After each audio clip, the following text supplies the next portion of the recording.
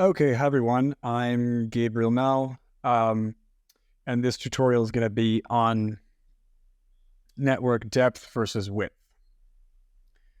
So the starting point of this tutorial is this idea of the universal approximation theorem, which roughly speaking says that a shallow neural network, like the one you see here on the right, where there's an input that's passed to a single hidden layer, and the activities of those units in the hidden layer are combined to give an output. So a single layer shallow neural network can approximate any function arbitrarily well. But there is sort of this catch in the theorem, which is that you can do arbitrarily well as long as you're allowed an unlimited number of hidden units. There's no guarantee about how many hidden units you may need to fit any given function. And if you're interested, you can see details about the universal approximation theorem on Wikipedia. So given this result, which roughly speaking seems to say that you can solve any problem with a shallow network, there's a reasonable question. Well, then why do we need deep networks? If one layer will do, what's the point of going to the trouble of adding lots of extra layers? And the answer to that really has to do with this catch that I mentioned, as long as you're allowed an unlimited number of hidden units. So if you're given a very complex function and you're asked to fit that with a shallow neural network, it may end up being the case that you need a huge number of hidden units. It may become impractical, in fact, to use a shallow neural network because it takes too many hidden units. So the sort of main goal of the tutorial today is to explore this to explore the practical side of this theoretical result.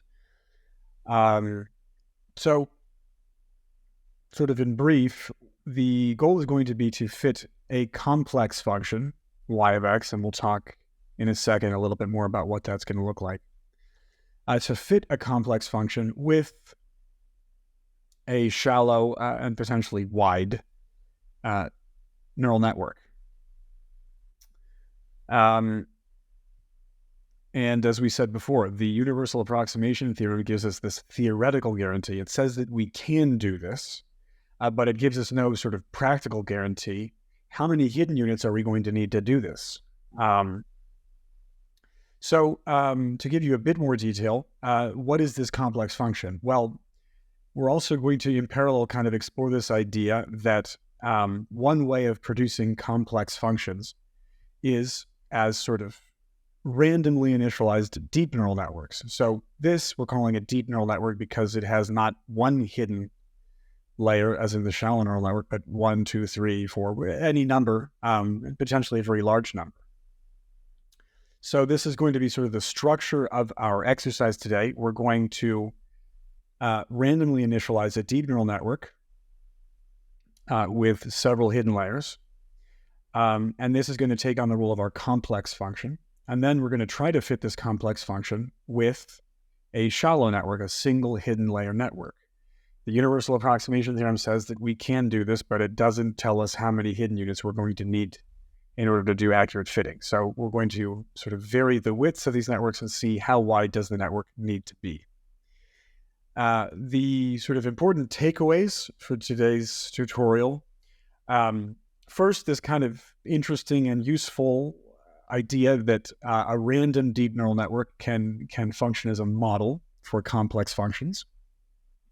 Related to that, we're essentially going to be in what is called the student-teacher setting. So we have a teacher neural network, which is sort of computing the ground truth output function that we want to fit. And we use a student neural network to try to fit the responses of the teacher, the ground truth responses to the teacher. So the second point is to illustrate the practical side of the universal approximator theorem. We have this theoretical result that we're going to show that although we have theoretical guarantees that shallow neural networks solve any problem, we're going to find that practically speaking, they don't. You require a number of hidden units which can be impractical. And then finally, we'll return to our teacher deep network briefly. You might ask, are all deep networks very, very difficult to fit? And what we'll show is actually no. Whether the deep network is difficult to fit for the shallow network depends on how the random weights of the deep network are chosen, sort of initialization scheme. And we will show that some deep neural networks implement very difficult to fit functions, and that will be related to chaos, as we'll talk about.